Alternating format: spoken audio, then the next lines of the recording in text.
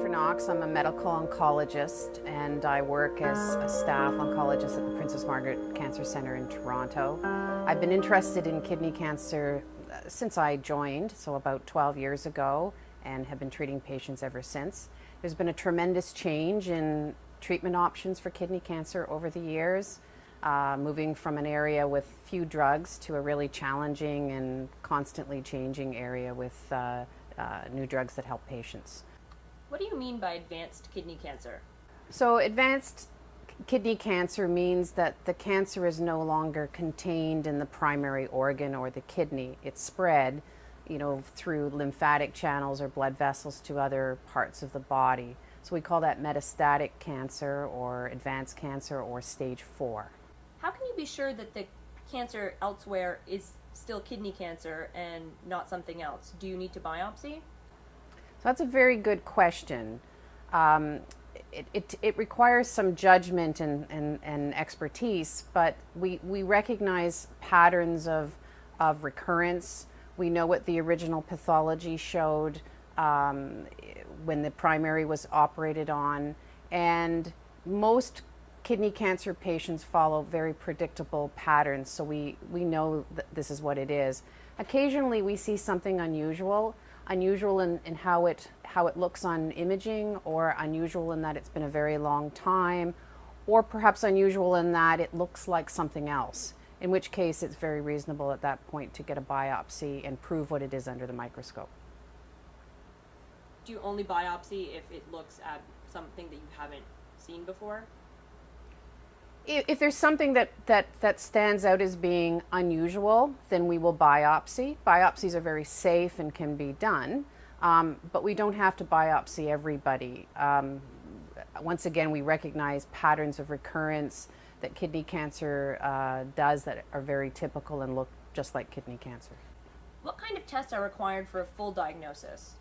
So for advanced kidney cancer, we rely a lot on CT scans. So we would want to look at the chest, abdomen, and pelvis to look for areas of metastatic disease. We also listen to the patient. So if a patient has new problems that might point to a bone area or a neurological area, then we want to image that as well, which can include MRIs and bone scans. What are the treatment options for advanced kidney cancer? Is it analogous or the same to other cancers in which, chemotherapy, radiation is used as well? So kidney cancer is quite a complicated cancer, and we try to form a plan that is best for the patient. So it's quite personalized, taking into account how the patient is feeling, what the most pressing issues are, and where the disease has spread. But generally, it relies on drug therapy today, and we have a number of different types of drugs that have been shown now to be able to control the cancer, sometimes shrink the cancer, and prolong life by doing that. And occasionally we rely on other types of therapies, such as quite specialized radiotherapy, sometimes surgical resection of isolated disease. And also we formulate a plan that involves the whole cancer care team, as patients have symptoms from their cancer. So our nurses, pharmacists, nutritionists are very involved at times helping our patients through, and we also get involved other associates if required, such as social work and palliative care and other supportive. What kind of treatment would you recommend? So we have lines of therapy. So when we start off, we talk about a first line targeted agent. Generally, that's a class of drugs that we refer to called VEGF inhibitors, and they're sort of the ones that have really revolutionized the way we treat kidney cancer, based on the fact that they're active and they slow down the growth of the tumor and help patients. Are there side effects? And if so, how bad are these side effects? Do people lose their hair? So all drugs have side effects, and these targeted agents are challenging in that we want people to stay on them for quite some time, and we want to dose it at a level where some side effects happen. But it's different from chemotherapy. We don't have these big cycles or huge swings of say, severe side effects and then nothing. Basically, there's a lot of little problems that need to be addressed, but generally these are very, very safe drugs. So it's very important for the patient and their family and the whole team to understand this. We expect some problems. There's rashes, there's changes in blood pressure, there may be some upset of bowel, but we don't want our patients to be dreadfully sick, and that usually doesn't happen. Hair loss is not a common problem, although it can happen. But some patients experience some changes in their hair color or a little bit of thinning, but that's generally not the problem. But the point is that patients do experience some side effects, not everything that's listed on the box, and different people are different, and then we work with them to manage those side effects and to get through them quite well and stay on the drug. Do most people continue to work every day? Do they continue with their regular activities such as exercising or their usual hobbies? So it's a very personalized sort of plan for a patient. It depends how well they are to begin with and what they were doing. If a patient gets diagnosed with advanced kidney cancer and they're quite free of symptoms, so it's an X-ray diagnosis, but they need to be treated, chances are they're going to keep working, keep active and engaged in their life. Someone who comes to us who's already quite frail because of cancer probably is going to need a lot of TLC and some support, and to get the disease in a better place to get back to be more active, whether that includes going back to work or not. So there's no one solution, but certainly a lot of patients continue to have very active, full lives and get used to being on these drugs. How do you know if these drugs are actually working? So sometimes we can tell very easily because, as I mentioned, patients have symptoms, and if the symptoms start to go away fairly soon after getting started on treatment, then that's always a very good sign that something is happening. Just the fact that a cancer is no longer growing and spreading often translates into a patient feeling better.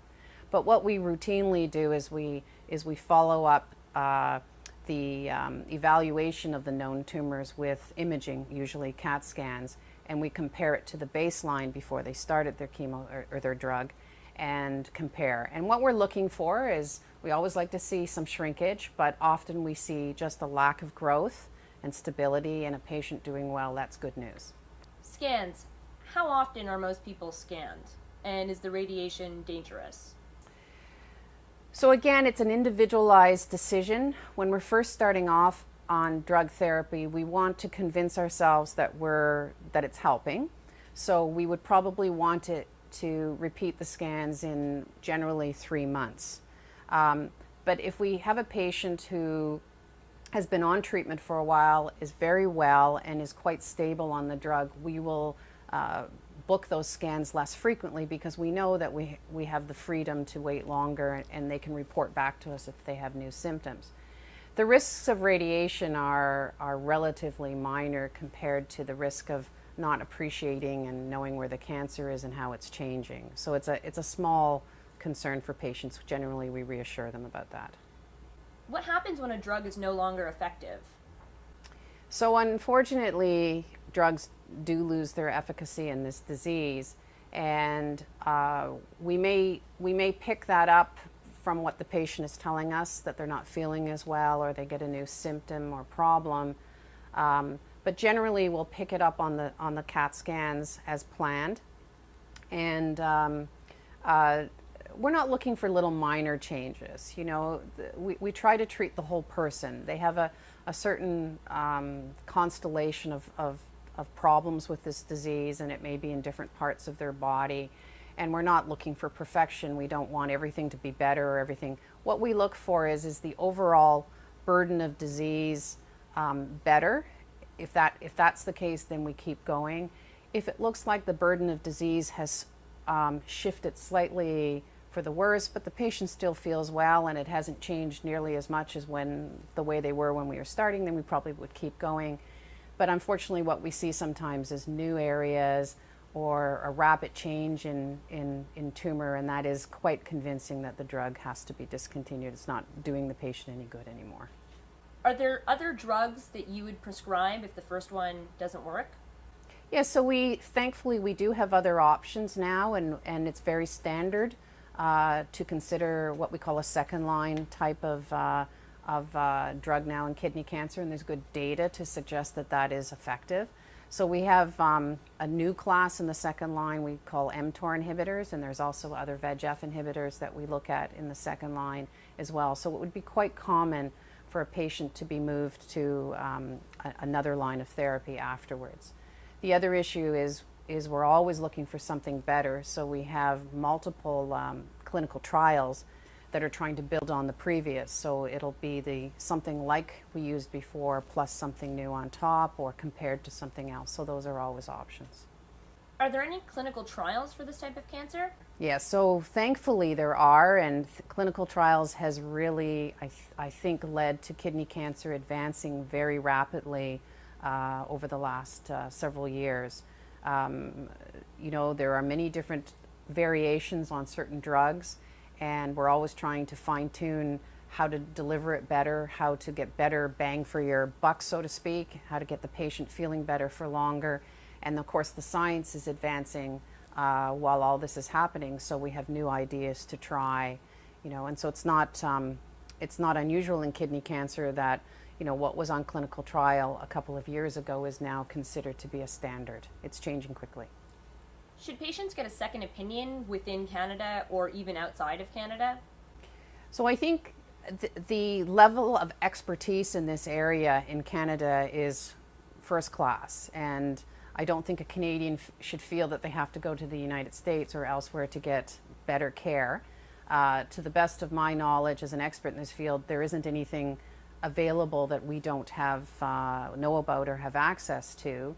But having said that, I think if you come from a more isolated part of Canada where you may have been seen by an oncologist at a smaller center, it's probably very reasonable to ask to come and have an opinion at a larger cancer center with a multidisciplinary team. Or if travel isn't possible for you, have your physician contact a specialist and have your case reviewed with a multidisciplinary group. And that's quite a common scenario in Canada, recognizing that not everybody can travel. How is the prognosis for kidney cancer changing? Because I've read that these drugs don't cure the cancer. There is no doubt in anyone's mind that the prognosis for advanced kidney cancer has improved tremendously in recent years, and it's no doubt led by the fact that we have these drug options to slow down the growth and spread of the disease. I think it also leads to a better understanding of the disease and more general support for these patients. So, as I've mentioned, we're part of a team, and so even just better supportive care around different problems with the cancer leads to a patient who does well longer. If you keep up your energy and your nutrition and your activity, chances are you can stay on drug longer and benefit longer. So everything has come together towards really prolonging life for these patients. But we're still pushing to try and do better.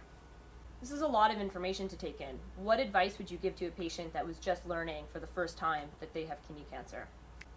So I think it's a very overwhelming piece of news to take in, and I think patients feel that they have to do something immediately and run out and read the internet and find things. And it's a complicated area of medicine, and there's a lot of experts in it. So my advice would be to trust your team. You should be seen by a multidisciplinary team, and you should get a plan, and the plan should resonate with you and make some sense.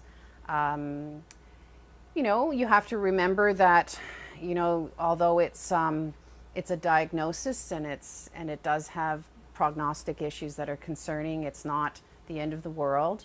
You still have to enjoy the things that you do in life that you like. You have to be with your family. You have to make the best of your time. And oncologists are very sympathetic of that. We know that you have to have a quality of life as well as quantity of life, and I think we're very open to discussing that. Patients go on holidays away from cancer centers and drug therapy as long as they're well and can do that and come back and see us. But again, one step at a time. You know, with news, you have to get a plan in place, you have to get started, and then take it sort of, as I said, one step at a time. What are the resources that a patient has available to them in Canada? So a lot of information for patients is going to be provided in the clinic when you see your oncologist, and the whole team, pharmacy, nursing, social work, everybody has information that help patients in general with cancer and kidney cancer in particular. A lot of information on how to manage side effects and things are available for us for these drugs.